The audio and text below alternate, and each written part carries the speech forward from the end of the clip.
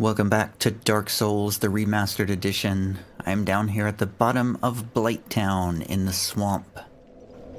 And I've had a little bit of a break, and I'm ready to continue with my plans for this area. Let me check my gear here, because I feel like, oh, okay, so I did this already. Yeah, it's been like an hour since my last video. So I'm, well, I thought I heard a weird noise in my room, so I just was like, what the what? So our goal here is to go through the half of the swamp that we kind of skipped over the first time we went through here. So I am not going to worry at all about getting poisoned. So you can expect me to get poisoned just like that. I'm not concerned about it at all. I gotta switch to a different weapon to get these mosquitoes.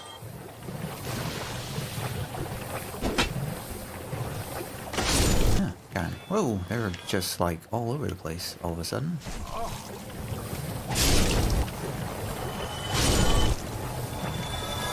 Okay, no problem. Piece of cake. So last time we talked to Quilana of Izalith over there. So again, I'm using a PS4 controller now for basically the first time in my life. I just got it this week. I decided to switch out my regular Xbox 360 controller that I always use, because I don't want to be switching between two different controllers in my life. I want to use one kind of controller for everything. One thing I'm not liking about this PS4 controller is it seems to be considerably more difficult to do anything with the left D-pad, especially while you're in the middle of gaming. Like, while I'm running around like this, my thumb is on the left stick, which means I am completely powerless from touching the D-pad with my left hand in any way, shape, or form. So on the Xbox 360, what I would do is kind of reach over with my right thumb and hit the D-pad, and that is a lot more difficult on the PS4 controller. So the basic gist of it is, it means I have to stop to change weapons, and then I can continue again. There's no more changing weapons in the middle of a fight, which is a little bit irritating. But other than that, I like the controller. It's smooth, it's quiet. Let's heal again. So we see a something over here. Again, I don't know what any of these creatures are called in Dark Souls. I only know when I happen to look them up on a wiki. Oh no, I forgot to change back to my shield. So I just cast another spell. I'm gonna try the fire sword. Wow, fire sword worked great against this slug. I'm gonna call it a slug. You know, actually something else I want to do. I'm thinking about, yeah, I'm changing my poison bite ring, and I'm gonna change to a covetous gold serpent ring, because those slugs will frequently drop some shards that will be very handy. So I'm just gonna do that. That's where we came down. We dropped down all of those. I don't know. It's kind of hard to see in the darkness, but that set of stairs that leads up toward that tower-looking place. That's where we came down to this area from Upper Blighttown. We kind of skipped through all of that really quickly. I don't think there's any items up there. There's nothing that's really important for me to get, I don't think. So I'm not going to try to work my way back through there.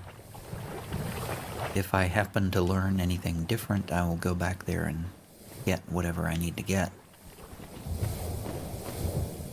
But for now, we're making our way over to this side. Aha, I see the person I'm looking for. We're making our way to this side of the swamp because I see Siegmeyer standing over there. We're gonna explore all around here. Make sure we get everything.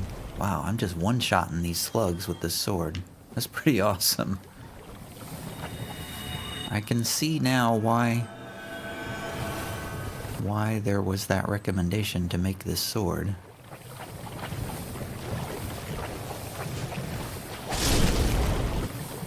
One, two, three. It's just too easy.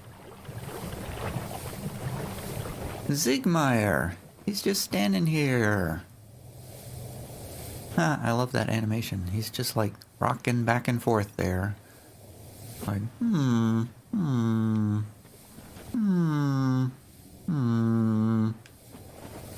Let's make sure nobody's going to attack us here. And let's use a poison moss so that sound effect goes away. And let's talk to him. See if we can get a good angle here. I wish there was a better way to get, I do kind of wish it would do a better camera angle when you talk to people, but oh well, it's fine.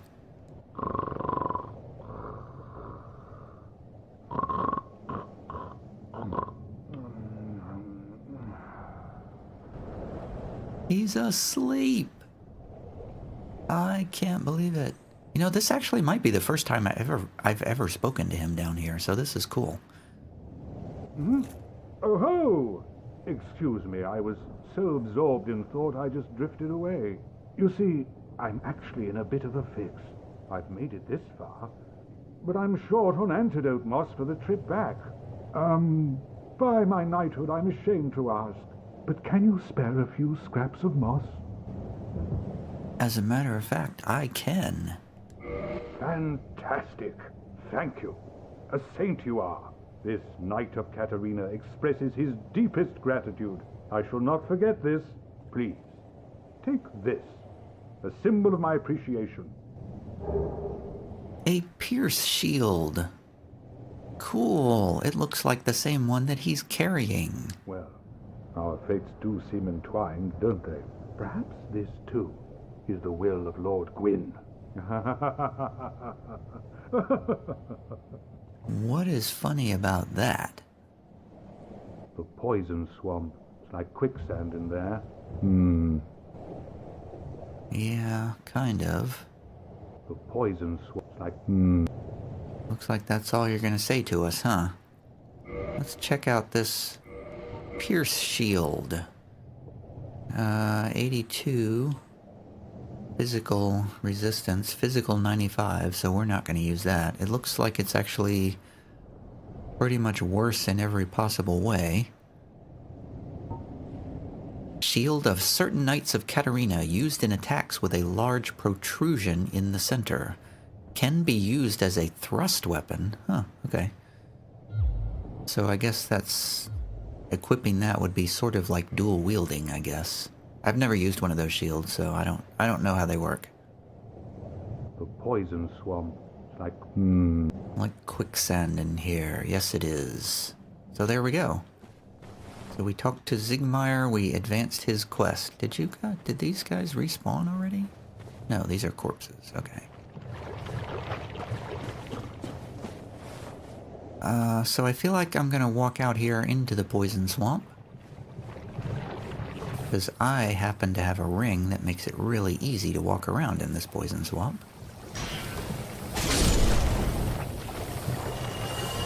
Whoops.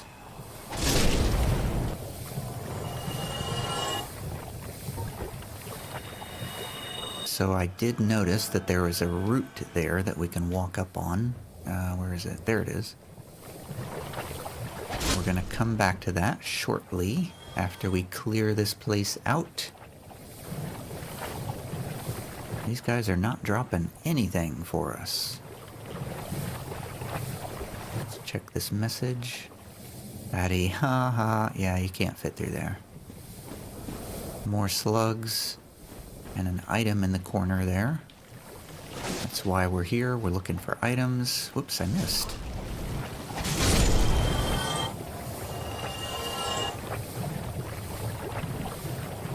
Green Titanite Shard. Excellent. So that will let us upgrade a divine weapon.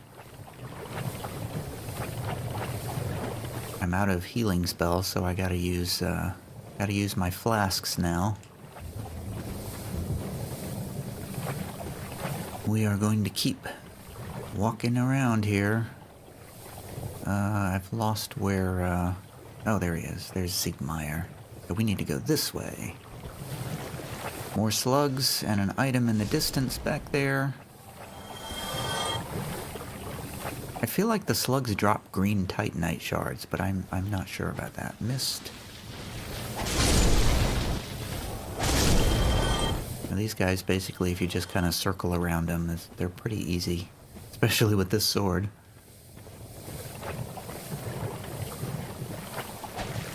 Mist. An item there. There's an item in the corner here, which is a large titanite shard. Excellent. These guys might actually drop large titanite shards as well. That's... Whoa, whoa, whoa, whoa, whoa. That was a little bit scary. Aha, they have dropped something. Large titanite shards, yes. Maybe it is large titanite shards that they drop, and not green titanite shards. So we just picked up 2 large titanite shards from these guys, which is pretty cool. We can use that to upgrade from +5 to +6 and beyond.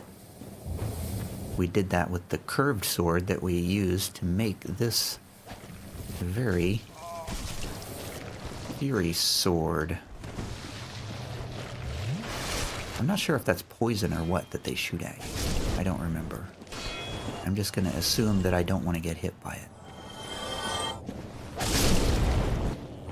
And this item is a server. Oh, a green titanite shard. So, oh, okay, so they drop green and large titanite shards. Cool. So we picked up a thing called a server, which is not a computer. It is actually a sword. Kind of a sword. Requires 24 strength. A curved greatsword used in a mysterious ancient rite, imbued with a frightful occult energy which restores hit points with each hit. Insufficient strength. So that's what a server looks like. I probably could wield it two-handed, actually. So it has a frightful occult energy. I've never used that sword. I don't know how it works. I don't know if it's any good. I don't know anything about it. But I'm not going to use it now. So I believe we have completed clearing out this side of the swamp. And we are ready, that was my dog, to go back to that route that looked like a ramp, which is the next place we are going in this video series. And I'm very excited about it, because I don't remember it very well. I think I've only been up here like one time in my very first playthrough. So this is going to be like rediscovering something here. So up here there's like a little area, there's an item here with a plank shield. I don't think that's anything special, but the cool thing is, somewhere, yes, there's an imaginary wall that leads to a chest, which is safe. Inside the chest are twin humanities, And you might think, wow, that's pretty awesome, that secret that I discovered. But wait, there's more. There's another illusory wall behind the chest, which leads to the Great Hollow.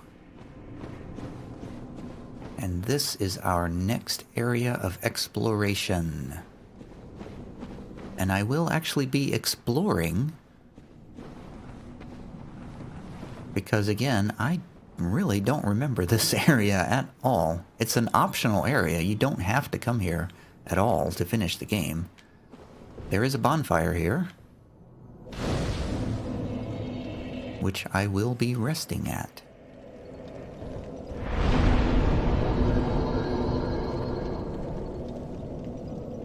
And I will also be kindling this bonfire, but for that I need to use... I guess I might as well use that Twin Humanities that I just picked up. So we're going to use 1... 2... Let's just kindle it up to 15 for now.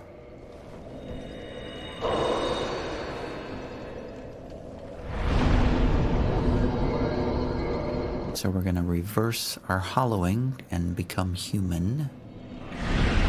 I've actually been... my intention was actually to stay human longer in this playthrough, but I've been invaded quite a lot, so I'm kind of staying away from it a little bit.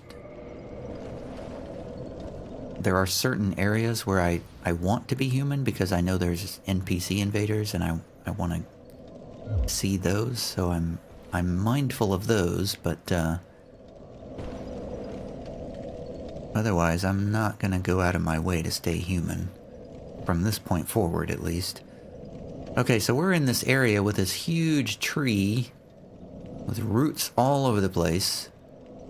And again, I really don't remember how to get through here.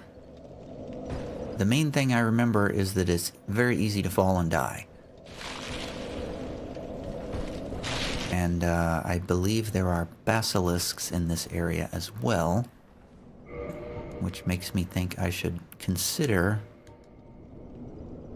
some armor with good curse resistance, which basically means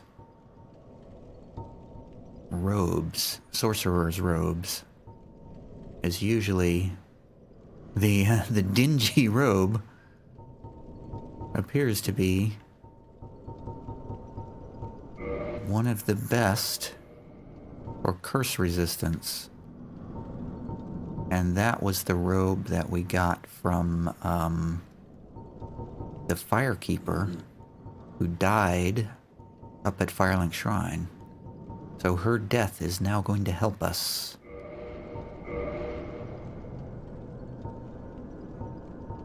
So thanks, Firekeeper, for the help.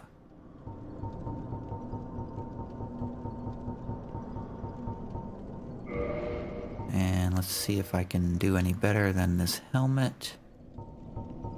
Yes, I can. I can put on Havel's helmet. And probably not going to be able to do that. Black iron helmet. The brass helmet. Mask of the Sealer. Dingy robe. Okay, the dingy robe again. Seriously? Do we have anything at all that's even moderately fashionable to put on? I don't think we do. So we're gonna disguise ourselves as a Firekeeper here. I guess I'll put on the Mask of the Sealer. That's moderately fashionable, at least.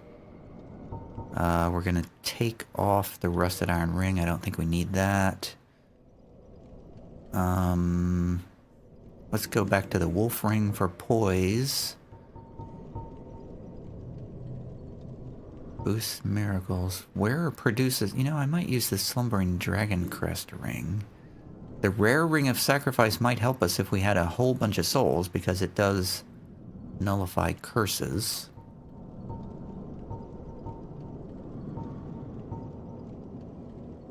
So I'm thinking either the boost miracle which will help our healing spell, or the Slumbering Dragon Crest ring. Let's try the Slumbering Dragon Crest ring for a while. I haven't really worn that much before, and this is what we look like now. We're looking like a sorcerer now. With, with a giant sword. So it looks like I've run out of time. So I'll come back up here and end this episode. And when we come back, we will slowly make our way through the Great Hollow, because I don't really remember the area at all. And I will be exploring to figure the area out. So that's coming up next. See you later.